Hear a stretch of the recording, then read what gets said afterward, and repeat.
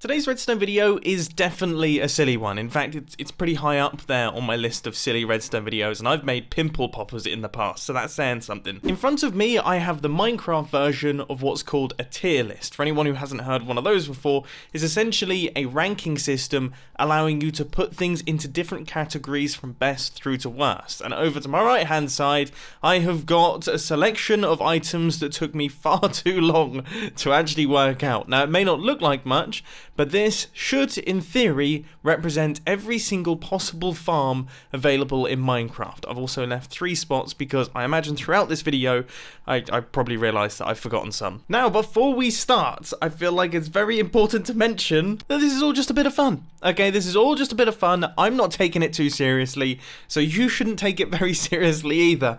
I can already picture what the comments are going to be like on this video. Anyway, let's begin. Now we're going to start things off on this row because this is where I started, then we'll go down like this, and then I realised that there's actually way more farms than I expected, so then I did this row, and then eventually I did this row. Hopefully that explains it. First things first, we have got melons, which I would say are a solid C. Terrible food source, fun farm to build, and decently useful for trading with villagers. Pumpkins are way better though, because they're way better for trading with villagers. You can turn them into lights, and also the orange matches up with this orange, so it just had to go in category A. Sugarcane, before the Elytra was introduced, would be in category E, but now that we have the Elytra and you can fly with firework rockets, I would say it's a solid category B. Roast chicken farms are some of the easiest to build food farms in Minecraft. They're fully automatic. Roast chicken itself is a fantastic food source. The only thing that's stopping it from being in category S is the fact it makes a ton of noise, and also they're pretty laggy. Egg farms, on the other hand, can go here. I mean, there is some use for them to make a chicken farm. Once you've done that, then you kind of don't need the egg farm. Ink farms are also totally awful. I mean, it's a horrible project to work on. You have to clear out loads of water. It's a lot of effort. It's boring, and it's just, black ink isn't even that useful. Wheat farms are definitely terrible too. I mean, they're the worst of the villager-powered farms. We're not doing well here. Carrot and potato farms, on the other hand, are pretty cool. I mean, I would say carrots belong in category A, not just because they're orange, but because you can coat them in gold and create golden carrots, which everyone knows is the best food in Minecraft. And then also I would say potatoes probably in category B. They're just not quite up to the same standard. With that being said, I'm basing these decisions on pre-Minecraft 1.14 farms. Maybe in Minecraft 1.14 things could be different, so we might need a reshuffle there. Has anyone actually ever used beetroot? Like, seriously, be honest. Has anyone used beetroot? Bread farms are alright, I guess. I mean, they're okay. I'd say category C. Oh, now this is a tricky one. Slime farms. Slime farms are really fun projects to work on. They're impressive looking builds. Slime is incredibly useful for sticky pistons and slime blocks, which is used all the time inside redstone contraptions. They're essentially essential if you want to do lots of redstone in your world. I think we might have our first S. I think that might be our first S. Oh, now another tricky one is a hostile mob farm. So this is like a big mob spawner up in the sky, you know, the sort of thing. I'd say that's a category B. Yeah. Category B. Reason being, it's good when you first start out and you just want a handful of all the different types of items, but if you need lots of anything, then you're better off just building a specific farm. A zombie XP grinder just has to go in category Z. I mean, rotten flesh. Rotten flesh, really? Skeleton grinder can go in category C because realistically you're probably better off just building a general mob farm, which is actually making me think maybe actually... Yeah, that needs to go in category A because you get a lot of useful drops from that. Creeper farm can go in category B because even though you get lots of gunpowder, there's a better alternative, which is of course the witch farm, which has to be a category S. You get gunpowder, glowstone, redstone. It's a wicked project once you've actually built it. Building the perimeter's cool. It's an awesome looking thing. It does take a lot of hours though, but still, category S. And I am totally not biased due to the fact that I spent at least 50 hours building mine on the Hermitcraft server. Not biased in the slightest. Cave spider grinders were good back in maybe 2012, but now times have changed, and I'm between an E and a Z. You know what, I think I'm going to put it in both. It's between E and Z. It's close to the bottom. I can't think of many farms that are as simple as an Enderman Farm that give you that much XP. I mean, sure, you have to get to the end, you have to kill the Ender Dragon and all that business, but once you've done that, it maybe takes about 3 hours to build a fast XP farm. If you can't tell, I'm gradually starting to take this very seriously. Honestly, when I first started doing this, I thought I would just goof around with it, but now I'm really taking time to deliberate my decisions. Anyway, blaze rods, probably one of the best fuels to use in furnaces when you've got super smelters and things. That's very handy.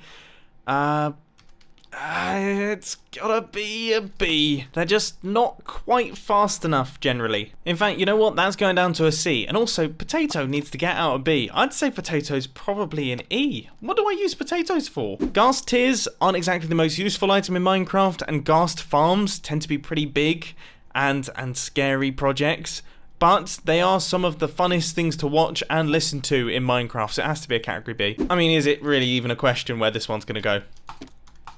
With a skeleton skull. In fact, if anything, if there was a category above this, then it would go up there. It's the coolest farm, especially when done on crazy scales, like the one that Iskal's built. The gold farm, I would say, is a solid category A. The only reason it can't be a category S is because the Wither Skeleton Skull farm is also a gold farm, just on the side. Like, it produces loads of gold, just kind of casually, whereas this, that's all it does. So this, by default, has to be better than that. Record farms were cool back in maybe 2013, but I mean, really, who listens to records in Minecraft anymore? I just got a message from Green saying that I upset his parrot. Okay, I'll move it to category E. Iron farms, I mean, is that even really a question? It kind of is, actually, nowadays. 1.13, definitely an S, for sure.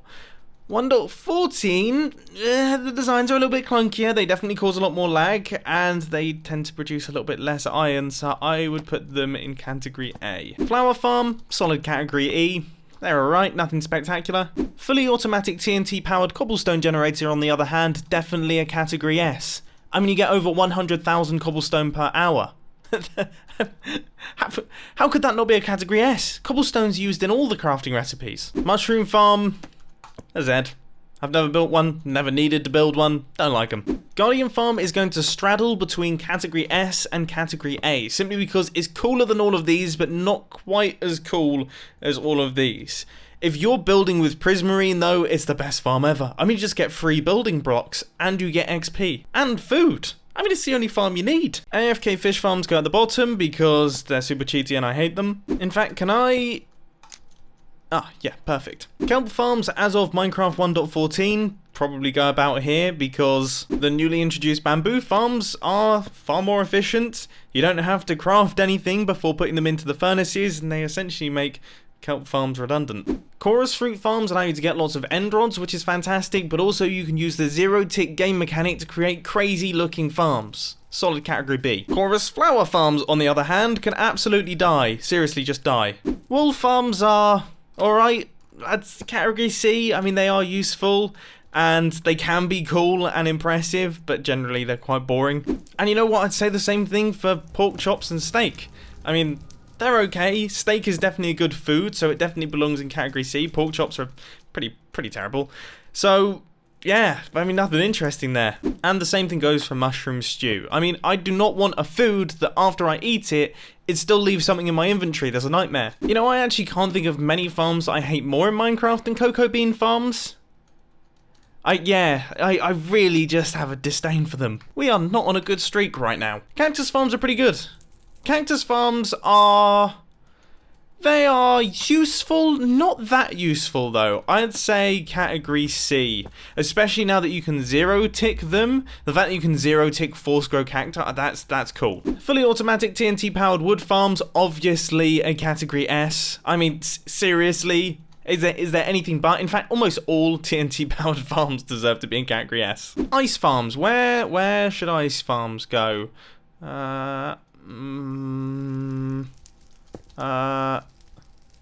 Nobody cares about ice. Snow layer farms are useful only if you're building with snow. If you're not, they're not useful in the slightest. I'd say solid category E. You know, I've sat on this for quite some time and I've decided I'm gonna have to make some changes here. First off, slime farms, they're getting relegated, now category A. Also, guardian farms, no longer part of the category S club. Villager breeders though, villager breeders do belong in category S. Yeah, I've thought about this for so long. I'm embarrassed to admit that I've thought about this for way too long. But I think category S for villager breeders, sure. Villager raid farms are going in category B because I don't fully understand them just yet. Tall flower farms where you just bone meal into a flower to get more of the same flower can go into category C because they are useful but very boring. I mean, there's literally nothing exciting about building them. This one is inspired by the guys on the Sidecraft server who built a working bat farm.